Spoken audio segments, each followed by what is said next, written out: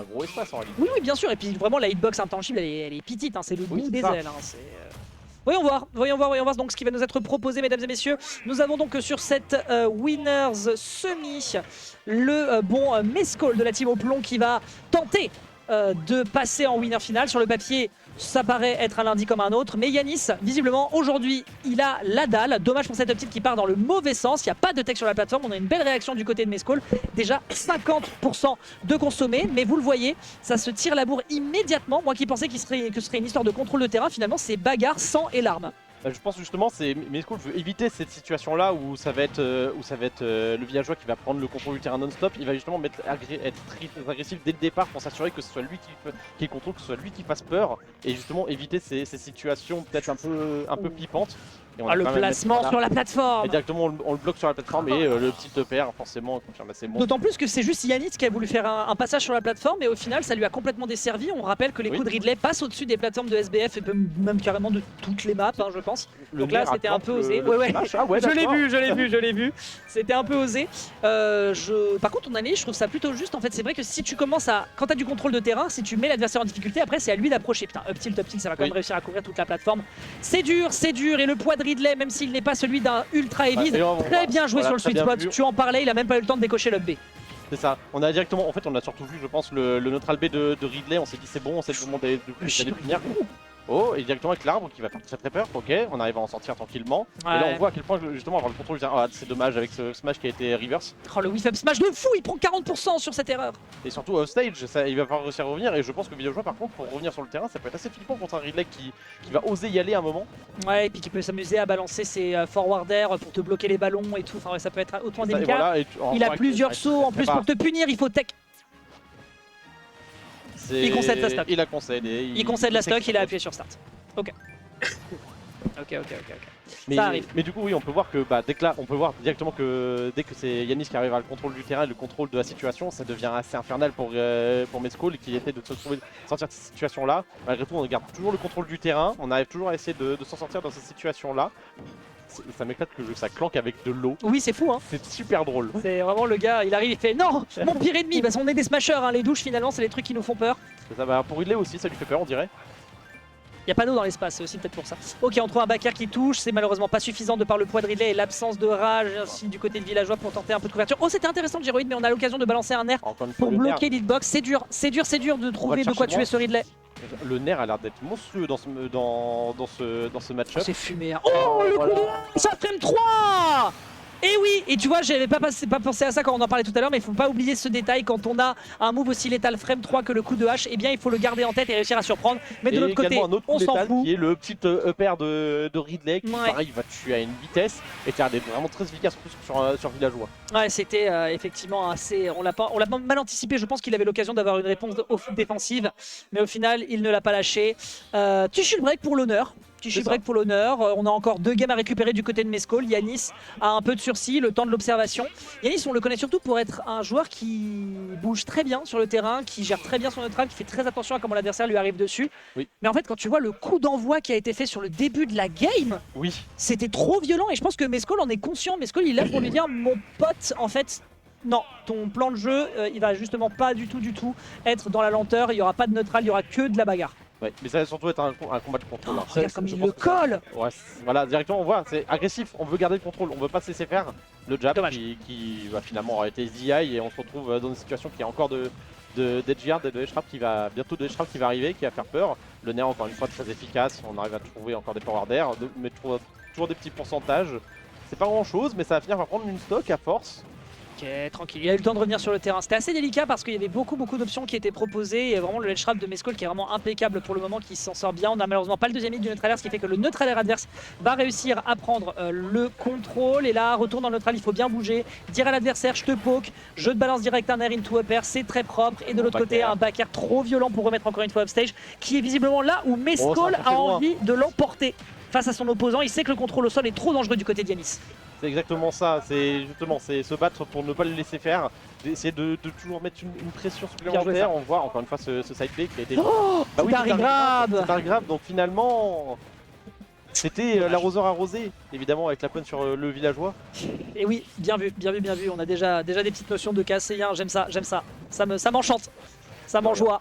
Petite tentative de down tilt, mais on est très aérien du côté d'Yanis. On ne tombera pas dans de telles propositions qui sont faites de la part du joueur au plomb, qui pour l'instant met les gaz, hein, en mettant déjà l'adversaire sur un 35% de travers pour bloquer ici sa tentative, son mix-up sur le bord de terrain. Son temps du côté d'Yanis, évidemment, ce qui est très efficace. Oh, le CTR Dodge qui finalement réussi à esquiver tout ce side B, ce qui m'a étonné franchement, mais c'était très bien vu de la part de Mescall. Dommage. Le smash qui a été pari. Ok, on a un arbre, on a la On hache. ne peut pas se refaire avoir une deuxième fois par le Ouais, setup, on tombera pas dans cette bêtise. Hein. Ok, on met 2 fauchages à l'arbre. Malheureusement, c'est pas aussi tranchant que la hache de villageois, visiblement. Ah pourtant, hein, moi je vois ça, je serais pas bien. Hein. Fais attention à comment il se pose. Ah, c'est dommage, il a voulu stall avec le Giroud, mais on l'attendait de pied ferme du côté de Mescall. On veut tenter le ledge trump. Oui, c'est ça, mais forcément avec un villageois qui peut vraiment prendre son temps et décider limite de quand il va aller sur le terrain. Jolie couverture. Quand il va décider de quand est-ce qu'il va arriver sur le bord du ledge, forcément c'est difficile de réussir à ledge trump ce genre de personnage. Il est patient. Très patient, bah oui évidemment, il a senti que finalement il était pas en danger en restant sur en ledge hang.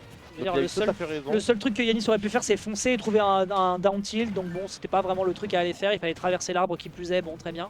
Est-ce qu'on peut trouver quelque chose sur l'offstage? On veut mixer un petit peu pour surprendre. Le side break était bien tenté. Ça aurait pu mal finir. C'était osé. Se retrouver comme ça sur le stage. Pour le format smash qui a commenté whiff. Commenter un whiff, ça peut-être un F tilt probablement. Le deuxième, ouais, la deuxième hitbox qui peut être chiante. C'est ça, oui, bah, beaucoup trop gros Ridley, forcément c'est très facile à combo. Aïe. Oh, qui tue. Je sais pas si c'est une histoire de DI, ce que je sais c'est qu'il perd une stock. J'ai l'impression que c'est une histoire de DI quand même, j'avais pas l'impression que c'était le son il a voulu sortir de la plateforme, peut-être que...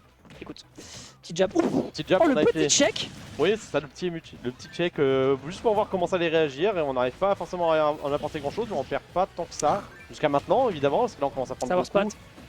C'est un sur spot, mais ça a pris les... Je savais qu'il voulait faire cette douille. Je l'ai vu partir dans une première fois dans ce sens-là. Je me suis dit, oh là là, il va lui faire un truc assez vilain. C'est vraiment un petit salaud. Ah bah écoute, hein, Mescall dans toute sa splendeur. Hein, Mescall a toujours été mesquin dans ses propositions de match-up. On rappelle qu'au Temple, il y a déjà de ça 2 ans ou 3, je ne sais plus. Il avait fait un 0 to death à 6 kills sur un up B en le mettant juste out of shield. Donc je sais que la mesquinerie, ça fait partie de son identité. Et je pense qu'avec Ridley justement t'as envie de faire ce genre de choses. Je garde de cingler. Il va où? Ok, il va dans la blast zone. Il va faire un tour dans les abysses. J'ai l'impression que juste taper les ballons aurait été suffisant. Mais non. On dirait qu'il a essayé de faire autre chose. C'est le choix de Mescall, c'est l'audace de la jeunesse. Il a essayé de mourir en fait, littéralement. Il tente, il a envie de s'amuser, il avait une stock d'avance, il peut se le permettre à 150, il sait qu'il y a un kill garanti, ça regrab ça, ok, le wall jump, c'est très bien cher à de la part de Yanis, on s'attendait à ce que Mescall cherche à punir le regrab. Ouais, le up smash. Le smash encore une fois. Le smash encore une fois qui va faire plus mal à Yanis qu'à Mescall. Tout à fait. Non, j'ai vu l'up smash, j'ai fait oula mon pote. Là par contre il aura le temps de drop plateforme et te mettre un back air.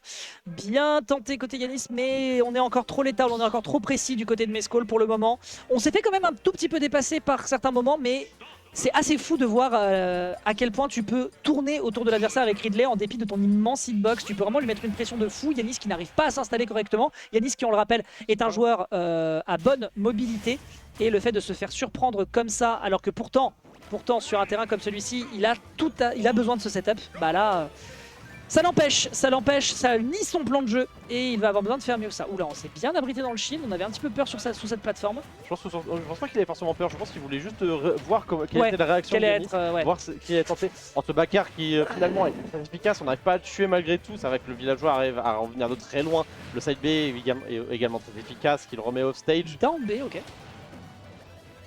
C'est osé. Je sais pas. Après il a de l'avance, je pense qu'il a de l'avance et qu'il veut juste tenter des trucs. Oui, je pense que c'était juste un commit pour essayer de choper une Rico assez basse, mais c'était assez étonnant. Écoute, ça va pour l'instant. De toute façon, voilà, il prend pas d'énormes risques. Voilà, le down tilt into back air, très bonne DI de top de la part de Yanis qui est faite ici. La team Orbital Ship à domicile qui est quand même en train de se faire sacrément rincer la tête. On n'a pas l'occasion de trouver ce back air, c'était mal calibré du côté adverse, mais par contre derrière la couverture quasi parfaite hein, sur un saut à peine. Ça couvrait énormément de choses. La get up normale, la roll, la get up attack, même la get up attack puisqu'il se surélève dans les airs. En fait, avec le bon timing, forcément, en fait, ça prenait quasiment tout. Ça, ouais. Ça prend peut-être pas le saut. Si. Bah, je pense que c'est une question de timing aussi. C'est une question de timing. Oui, c'est une question de timing. Ouais, je suis d'accord.